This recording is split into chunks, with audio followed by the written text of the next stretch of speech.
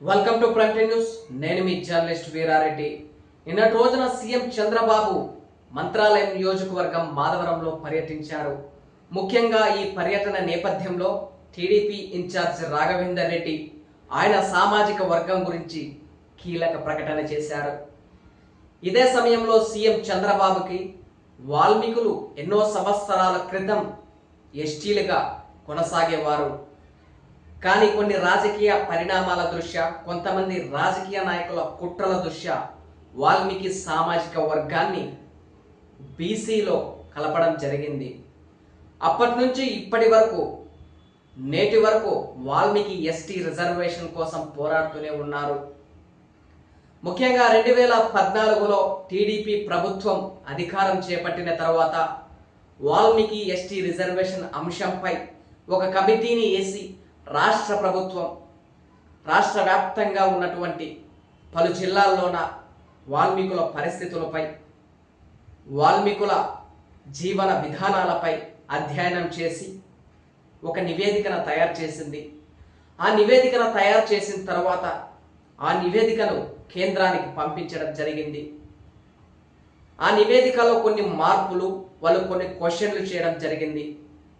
ఆ క్వశ్చన్లకి ఆన్సర్ ఇవ్వాలని రాష్ట్ర ప్రభుత్వాన్ని కేంద్ర ప్రభుత్వం కోరింది.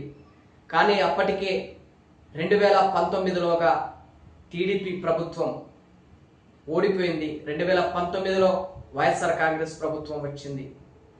సరే, ముఖ్యంగా వాల్మీకులు ఎన్నో సంవత్సరాలుగా రాజకీయంగా, సామాజికంగా, ఆర్థికంగా వెనుకబడి ఉన్నారు అని ఆ కమిటీ నివేదిక తేల్చి చెప్పింది.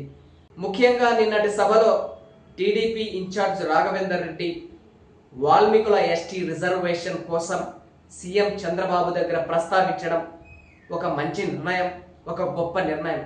మంత్రాలయం నియోజకవర్గ ప్రజలు కూడా అక్కడే హర్షధ్వానాలు రేకెత్తించారు. ఎన్నో సంవత్సరాలుగా ఈ సామాజిక వర్గం వెనుకబడుతూనే ఉంది. కర్ణాటకలో ఇదే సామాజిక వర్గం ఎస్టీ జాబితాలో ఉంది, ఇతర ప్రాంతాల్లో ఎస్సీ జాబితాలో ఉంది. కాబట్టి ఏపీలోనే కొన్ని ప్రాంతాల్లో మాత్రమే వాల్మీకులను బీసీలు గాను, మరికొన్ని ఏజెన్సీ ప్రాంతాల్లో ఉన్నటువంటి వాల్మీకులను ఎస్టీలు గాను వేరు చేసి డివైడ్ అండ్ పాలసీని అప్పటి నేతలు క్రియేట్ చేశారు. వీటన్నిటికీ చెక్ పెట్టి వాల్మీకులు అందరూ ఒక్కటే, అటు కర్ణాటకలో ఉన్నటువంటి వాల్మీకులు ఎస్టీలు గాను, తెలంగాణలోని బీసీలు గాను, ఇటు ఏపీలోని బీసీలు గాను ఉన్నారు. ముఖ్యంగా ఏపీలో ఉన్నటువంటి వాల్మీకులను ఎస్టీ జాబితాలో చేర్చాలని సీఎం చంద్రబాబును టీడీపీ ఇన్ఛార్జ్ రాఘవేందర్ రెడ్డి కోరారు. ముఖ్యంగా దీన్ని హర్షించదగ్గ విషయమని మనం చెప్పుకోవచ్చు. పార్టీలో ఉన్నటువంటి ముఖ్య నేతలు కాల్వ శ్రీనివాసులు, కుమ్మనూరు జయరాం, పార్థసారథి ఇలాంటివంటి గొప్ప గొప్ప నాయకుల్ని అటు వైసీపీలోను, ఇటు టీడీపీ పార్టీలోను, బీజేపీ పార్టీలోను ఈ నాయకులు ఉన్నారు. వాళ్ళందరినీ ఏకం చేసుకొని ఈ ఎన్డీఏ ప్రభుత్వంలోనే వాల్మీకి ఎస్టీ రిజర్వేషన్ సాధించాలని వాల్మీకులు కోరుకుంటున్నారు. వాల్మీకులు ఎన్నో సంవత్సరాల కల ఫలిస్తుందా? ఎన్డీఏ ప్రభుత్వంతో సాధ్యమవుతుందా లేదో వేచి చూడాలి.